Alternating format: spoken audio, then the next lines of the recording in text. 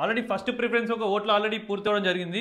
2,52,029 ఓట్లు పోలైనాయి. 2,23,343 ఓట్లు వ్యాలిడ్ అవ్వడం జరిగింది. 28,686 ఓట్లు ఇన్వాలిడ్. సో ఎవరికైతే ఈ ఓట్లు వస్తాయో సో వాళ్ళని విజేతగా ప్రకటిస్తారు. 675 ఓట్లతోని అంజిరెడ్డి గారు ఫస్ట్ ప్లేస్ లో ఉన్నారు.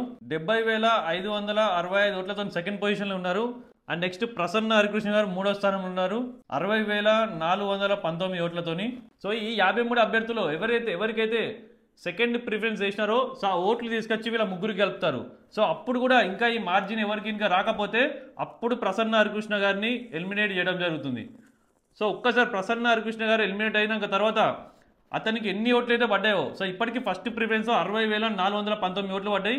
ఒకవేళ సెకండ్ ప్రిఫరెన్స్ కౌంటింగ్ చేసేటప్పుడు ఈ 53 అభ్యర్థుల్లో ప్రసన్న హరికృష్ణ గారికి ఎన్ని పడ్డాయి అంటే వీళ్ళిద్దరికన్నా తక్కువ పడి ఉంటే కూడా అప్పుడు ప్రసన్న హరికృష్ణ గారు ఎలిమినేట్ చేసి సో ఇతనికి 60,000 ఇంకేమైనా యాడ్ అయితే సో ప్లస్ అవి కలుపుకొని సో ఆ కంప్లీట్ ఓట్లని మళ్ళీ ప్రసన్న హరికృష్ణ గారికి పడ్డ ఫస్ట్ ప్రిఫరెన్స్ నుంచి సెకండ్ ప్రిఫరెన్స్ ఓట్లు ఎవరికి వేసినారనే దాని గురించి మళ్ళీ ఆ సెకండ్ ప్రిఫరెన్స్ అంజిరెడ్డి గారికి పడ్డాయా నరేందర్ రెడ్డి గారికి పడ్డాయా అని చూసి సో మళ్ళీ వీళ్ళకి యాడ్ చేయడం జరుగుతుంది.